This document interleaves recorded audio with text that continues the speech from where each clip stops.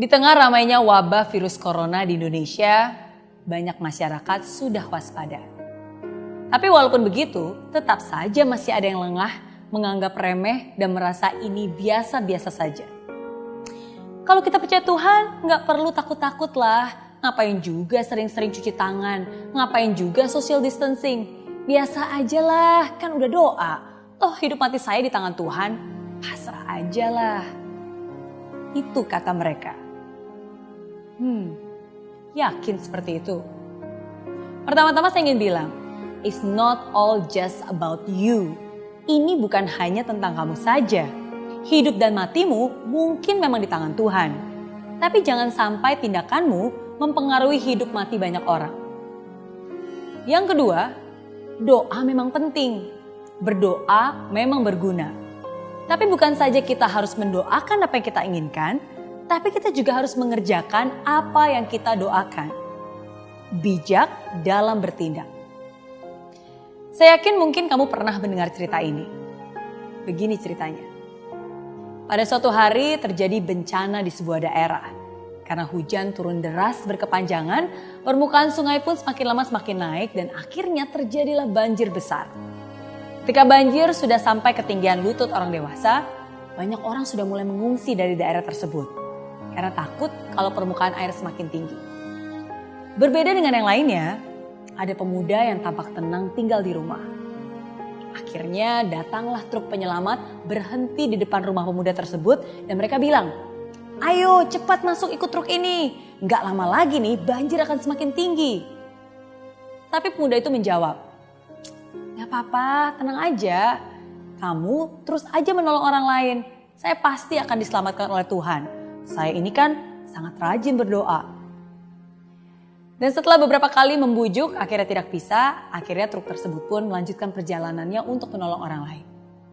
Permukaan air makin lama semakin tinggi, sampai mencapai 1,5 meter. Pemuda tersebut masih di rumah, duduk di atas lemari. Lalu datanglah regu penolong dengan membawa perahu karet dan berhenti di depan rumah pemuda tersebut. "Ayo cepat ke sini, naik perahu karet ini karena keadaan semakin tidak terkendali nih. Kemungkinan air akan lebih meninggi lagi. Ayo cepat sebelum terlambat."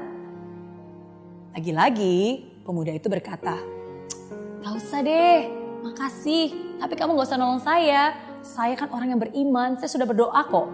Saya yakin Tuhan akan menyelamatkan saya dari keadaan ini." Perahu dan regu penolong pun pergi tanpa membawa pemuda tersebut. Dan sesuai prediksi, banjir semakin besar dan kali ini sudah banyak rumah yang tenggelam. Air sudah menutupi atap. Dan pemuda itu rupanya masih aja duduk di atas atap sambil terus berdoa. Lalu datanglah sebuah helikopter dan regu penolong. Regu penolong melihat pemuda tersebut, langsung melempar tangga tali dari helikopter dari atas dan terdengar suara dari megafon. "Pak, cepet, ayo, pegang tali itu, naik ke sini sebelum terlambat." Tapi lagi-lagi pemuda itu menjawab dengan berteriak, "Gak usah khawatir, saya ini orang beriman, rajin berdoa. Tuhan pasti akan menyelamatkan saya." Begitu katanya.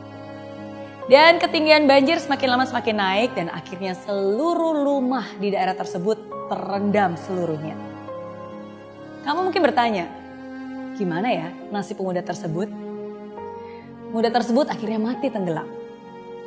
Dan di alam kematian dia pun dihadapkan pada Tuhan. Nah pemuda ini langsung protes.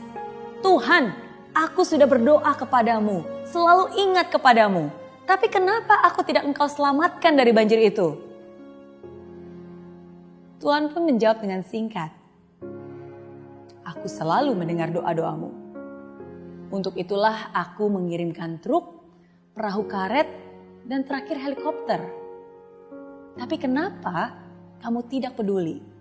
Kenapa kamu acuh?" Pemuda tersebut pun menangis. Dia merasa begitu bodoh bahwa dia tidak menyadari pertolongan itu. Tapi apa daya, semua sudah terlambat. Cerita tersebut bisa menjadi relevan dengan keadaan sekarang ini. Kadang sampai saat ini nih, masih saja ada beberapa orang yang acuh dan tidak peduli dan menganggap remeh. Cuci tangan dong, atau setidaknya pakai hand sanitizer lah. Nggak perlu, kan ada Tuhan. Percaya aja lah, hidup mati di tangan Tuhan. Ketika ada teman bilang, jangan salaman dulu. Malah diledekin. Kok jadi orang takut amat sih? Kan ada Tuhan, gak usah takut. Ketika ada saudara dan himbauan yang mengatakan, jangan liburan dulu. Nggak perlu deh jalan-jalan, apalagi kumpul-kumpul orang banyak. Tapi masih ada beberapa orang yang menempis dan bilang, gitu aja kok takut. Buktinya saya keluar juga gak apa-apa kok. Justru nih sekarang mumpung semua tiket hotel murah, enaknya jalan-jalan, mumpung masih muda, sehat pula. Gak apa-apa lah, ngapain juga takut, kan ada Tuhan yang menjaga. Doa saya kuat kok, kamu aja kali yang imannya kurang kuat nih. Dan akhirnya begitu dia kena virus corona, baru dia protes.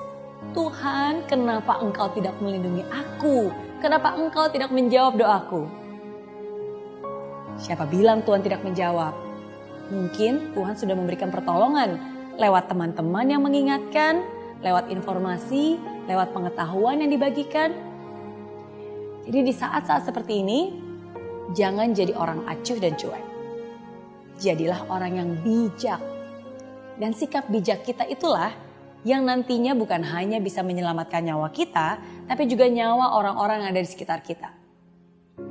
Be considerate, be responsible. Hargai juga orang-orang luar biasa yang memang harus tetap bekerja demi kelangsungan hidup kita. Orang-orang luar biasa yang sekarang juga berjuang memerangi corona di garis depan.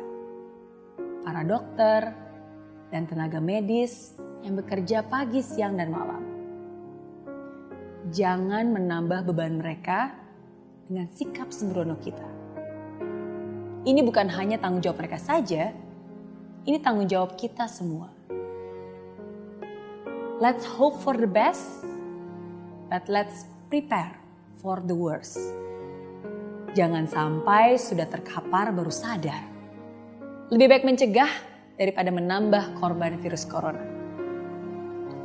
Semua akan baik-baik saja kalau kita sama-sama saling menjaga.